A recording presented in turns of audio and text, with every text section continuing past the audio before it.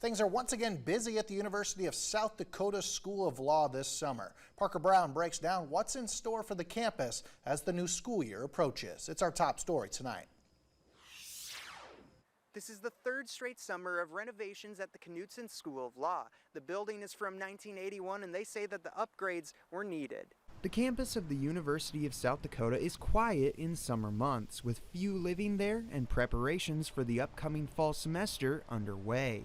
But inside the Knudson School of Law, the sound of progress can be heard. These projects, we've got a short window because students leave in early May and they come back in early August for us. So it's pretty compressed for the workers, but they have done a great job. Because of that short window, this summer's renovations will not be the last. This summer's focus is on the lower level library. They will be moving their collection to collapsible shelving, which will reduce the footprint of the shelves and create more study space. It also just kind of opens up the lighting and the visibility in the lower level. You're still in the basement, but it's a lot cleaner, a lot better lines, a lot better light down there. So it's going to be a better place for more students to study, and it's going to be more homey when students spend hours and hours reading important cases and statutes in law school. In previous summers, they renovated the classrooms and the student commons. All of these changes will have a lasting impact on those who often visit the building. The faculty, staff, and students of the building are really what make it go, but the building is important. These things are fantastic in that they meet current needs and they make it a more livable space for everyone who works and studies here.